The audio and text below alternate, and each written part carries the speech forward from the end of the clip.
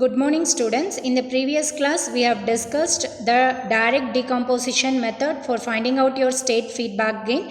In this class we are going to see a transformation matrix method. Before seeing this transformation matrix method, let us discuss what is the drawbacks of your direct decomposition method. Though the direct decomposition method is easy, it has got certain drawbacks, like this method is preferable only for lower order system. As the order of the system is going to increase, it is very difficult for us to identify the state feedback gain. It is not possible to determine the matrix K if the system is not completely controllable. So these two drawbacks are available.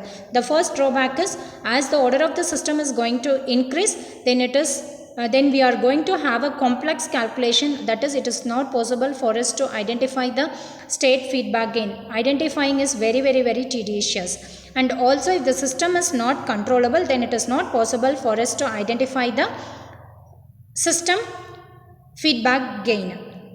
So we are going for your transformation matrix method. So in transformation matrix method also, we need to identify, the first step is common in all the three methods. We need to find out whether the system is controllable or not. In this transformation matrix method, we are going to identify the transformation matrix P. First we need to identify in this transformation matrix method, you are going to use lambda I minus a is equal to 0. It is the original characteristics polynomial equation. Then with the given desired loop poles, you are going to identify the desired closed loop characteristics equation. Then you need to identify the transformation matrix P. P is equal to P1, P1a to the power of n minus 1.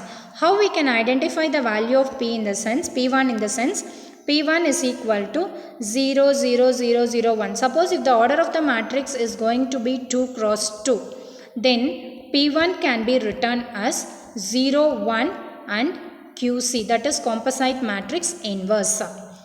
Suppose if the order of the matrix A is going to be 3 cross 3, you consider, then P1 will be 0, 0, 1 into QC inverse.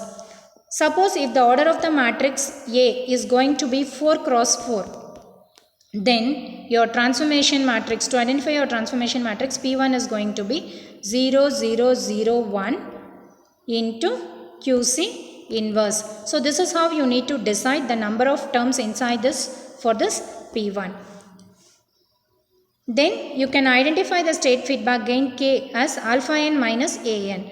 Alpha n is identified from, alpha n is the value that is obtained from the closed loop poles. A is the data that is obtained from the original characteristics polynomial equation into P. P is nothing but your transformation matrix. The transformation matrix is P1, P1a. Likewise, it goes on depending upon the number of state variables.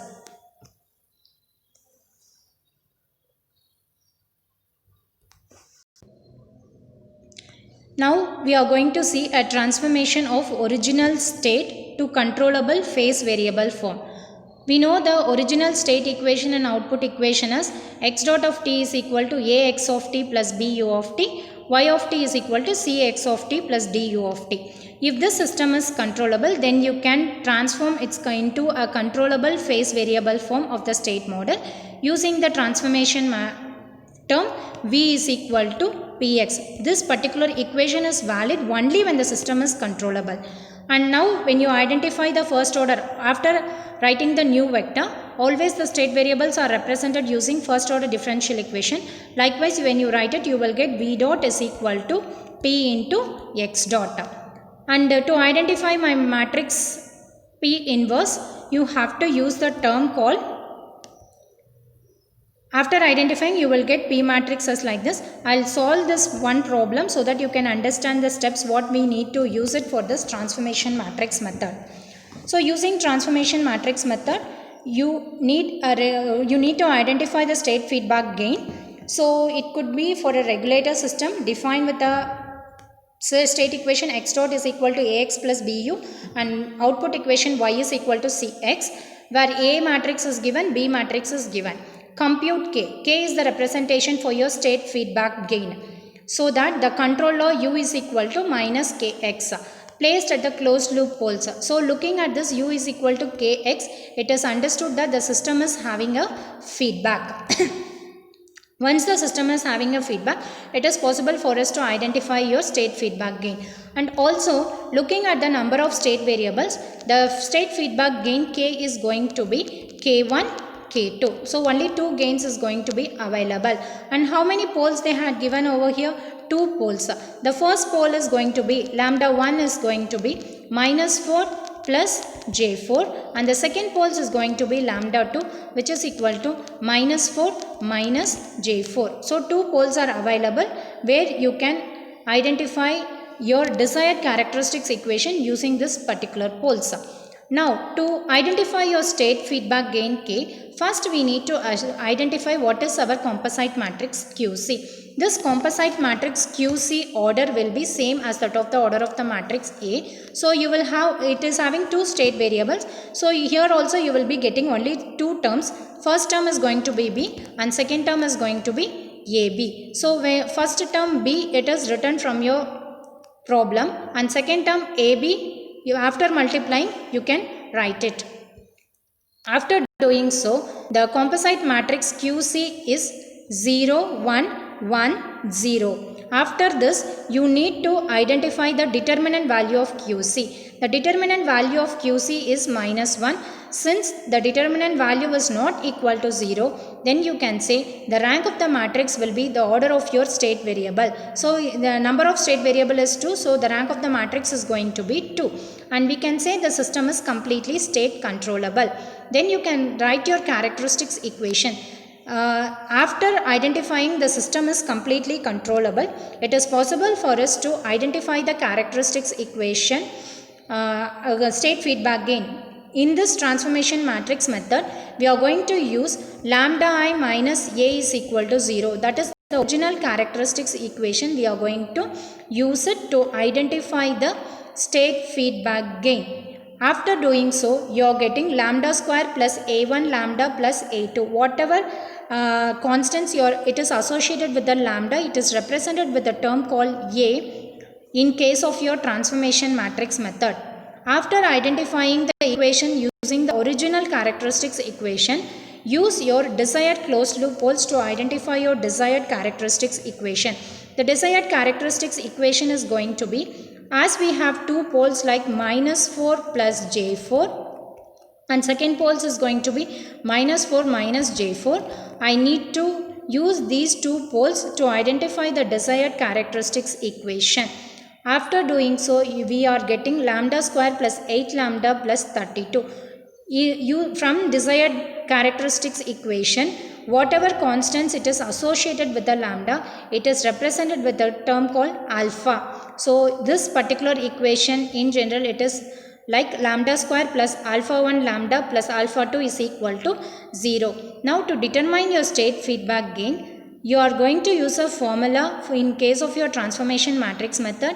K is equal to alpha 2 minus A2 alpha 1 minus A1 into P. P is nothing but your transformation matrix that you can identify by using like this. Suppose if you are having the order of the matrix as A as 2 cross 2. Suppose if your order of the matrix A as 2 cross 2, then my P1 is equal to 0, 1, QC inverse. Suppose if my order of the matrix A is going to be 3 cross 3. A is going to be 3 cross 3. Then my P1 matrix is going to be 0, 0, 1 and QC inverse. So we also know how to identify the QC inverse. QC inverse is nothing but adjoint of QC. QC is nothing but your composite matrix. Adjoint of QC divided by determinant value of QC. This is how you can identify your QC matrix. After that, here the value of alpha 2 is going to be, this is going to be your alpha 1 and this is going to be your alpha 2, and you have got lambda square is equal to 0 from your original characteristics equation. Therefore here A2 is equal to 0 and A1 is equal to 0. So substituting the values of alpha and A in this equation, you are getting 32 minus 0, 8 minus 0 into P. Now we need to identify what is my P value, that is transformation matrix value. QC inverse, after identifying, you are getting 0, 1 and 1, 0. So P1 is equal to, this is your 0, 1 based on the number of state variables into QC inverse. After this, you are getting 1, 0.